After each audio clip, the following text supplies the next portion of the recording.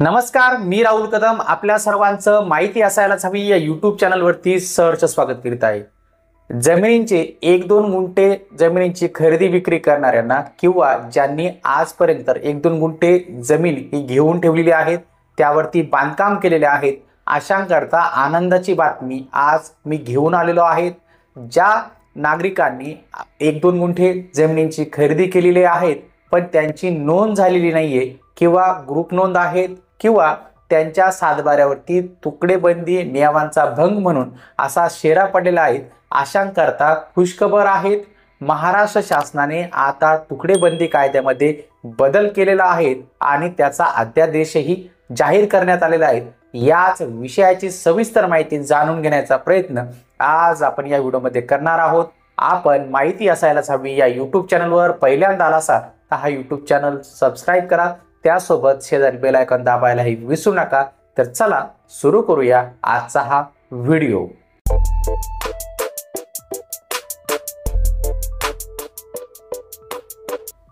तुकडेबंदी कायद्याचा भंग करून झालेले जमीन व्यवहार नियमित करण्याचा राज्य सरकारने निर्णय घेतलेला आहे।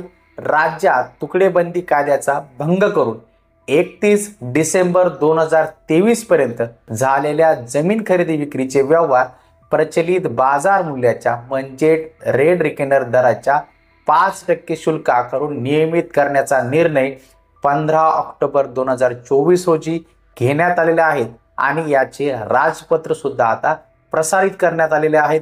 सरकारच्या या निर्णयामुळे राज्यातील 2 ते 2.5 कोटी लोकांना त्याचा फायदा होणार आहे आणि या सर्व नागरिकांना याचा दिलासा मिळणार आहे। अर्ध्या एकरपेक्षा कमी बागायती किंवा 2 एकरपेक्षा कमी जिरायती जमीन खरेदी विक्रीला बंदी घालणारा तसेच 1-2 गुंठे जमिनीस खरेदी विक्रीस प्रतिबंध करणारा महाराष्ट्र धारण जमिनीचे तुकडे पाडण्यास प्रतिबंध करण्याबाबत व त्याचे एकत्रीकरण करण्याबाबतचा सन 1947चा म्हणजेच तुकडेबंदी कायदा आता कालबाह्य झालेला आहे।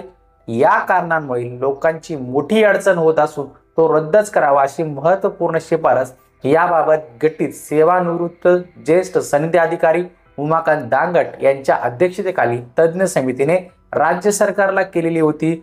जमीन महसुलाच्या अनुषंगाने राज्यातील जुनाट कायद्यांमध्ये कालसुसंगत बदल व सुधारणा सुचविण्यासाठी राज्य सरकारने दांगट यांच्या अध्यक्षतेखाली चंद्रकांत दळवी, शेखर गायकवाड आदी सेवानिवृत्त ज्येष्ठ सनदी अधिकाऱ्यांची एक समिती ही गठीत केलेली होती। या समितीचा अहवाल सरकारने स्वीकारला असला तरी अजून तुकडेबंदी कायदा रद्द करण्याच्या प्रक्रियेला विलंब लागणार असल्याने तोपर्यंत लोकांना दिलासा देण्यासाठी हा तुकडेबंदी कायद्यामध्ये बदल करणारा अध्यादेश हा आता काढण्यात आलेला आहे।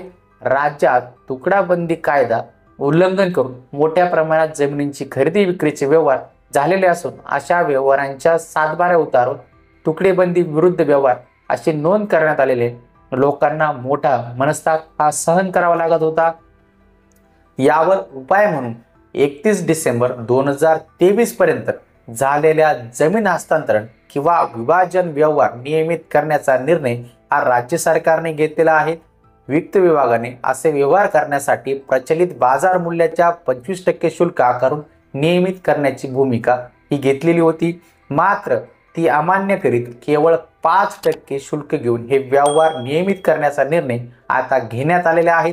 सरकारने 12 जुलै 2021च्या परिपत्रकानुसार 1, 2, 3 अशा गुंठ्यांमध्ये शेतजमीन खरेदी विक्री करण्यावर निर्बंध घातले होते, मात्र लोकांच्या तीव्र विरोधानंतर यात सुधारणा करीत जिरायत जमिनींसाठी 20 गुंठे तर बागायत जमिनींसाठी 10 गुंठे अशी मर्यादा ही ठरवली होती। त्यामुळे शेतकऱ्यांना विहिरीसाठी किंवा शेत रस्त्यासाठी, घरासाठी किंवा इतर काही कारणासाठी 1-2 गुंठे जमिनी खरेदी विक्री ही करता येत नव्हती। त्यावर राज्य सरकारने 14 मार्च 2024च्या अधिसूचनेनुसार तुकडेबंदी कायद्यात सुधारणा करीत या काही बाबींसाठी गुंठेवारीची अट ही शिथिल केली होती। तरीही राज्यात या कायद्यास विरोध होत आहेत। या पार्श्वभूमीवर आजच्या निर्णयामुळे लोकांना हा दिलासा हा मिळणार आहे। सदर अध्यादेश डाउनलोड करण्यासाठी आपल्याला व्हिडिओच्या खाली डिस्क्रिप्शन बॉक्समध्ये डाउनलोडिंग लिंक दिलेली आहे, आपण तेथे जाऊन हा अध्यादेश डाउनलोड करून घेऊ शकता। आणि आपला कायदेशीर वापर हा याचा करू शकतात. आता एक महत्त्वाची जी काही गोष्ट आहे, नोंद आहे ती सांगतो. हा अध्यादेश असल्या कारणे आणि सध्या राज्यात आचारसंहिता आणि कोणतेही सरकार अस्तित्वात नाही, यामुळे हा अध्यादेश पुढील 6 महिन्यांकरता लागू असणार आहे.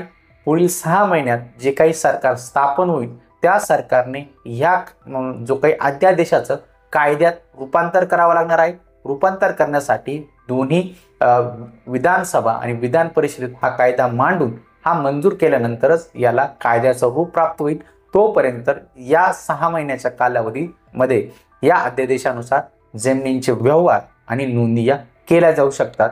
थोडक्यात या संपूर्ण व्हिडिओचा सारांश सांगायचा झाला तर 31 डिसेंबर 2023 पर्यंत तुकडेबंदी कायद्याचा भंग करून ज्या जमिनींचे व्यवहार झालेले असतील त्या जमिनींचे व्यवहार आपण आता कायदेशीररित्या नियमित करून घेऊ शकतो. आपल्या सातबाऱ्यावरती, उतार्यावरती जर तुकडाबंदी विरुद्ध व्यवहार अशी जर नोंद असेल तर आपण नाममात्र म्हणजेच जमीनदाराच्या जे काही 5% शुल्क आहे ते भरून नियमित करून घेऊ शकतात. त्यामुळे जो काही जमिनीचे व्यवहार करताना किंवा बँक लोन करताना जे आपल्याला अडचणी येत होत्या त्यामधून आपली सुटका होऊ शकते. याकरता आपल्या जवळील जे काही निबंधक कार्यालय असेल तेथे आपण संपर्क करा. त्यांना कोणकोणती कागदपत्रे लागतील हे विचारणा करून घ्या आणि त्यानंतर रेडनेकर दराच्या जे काही 5% शुल्क आहे ते 5% शुल्क भरून आपण आपली जमीन ही आपल्या नावावरती आणि कोणताही शेरा नसलेली करून घेऊ शकतात. म्हणजे आपल्या भविष्यात कोणतीही अडचण येणार नाही. आपल्याला आजचा हा व्हिडिओ आवडला असेल, आपण माहिती असायलाच हवी या यूट्यूब चॅनलवर पहिल्यांदा आला असाल तर हा यूट्यूब चॅनल नक्की सबस्क्राईब करा. त्यासोबत शेजारी बेल आयकॉन दाबायला हे विसरू नका. भेटूया पुढील व्हिडिओमध्ये. धन्यवाद.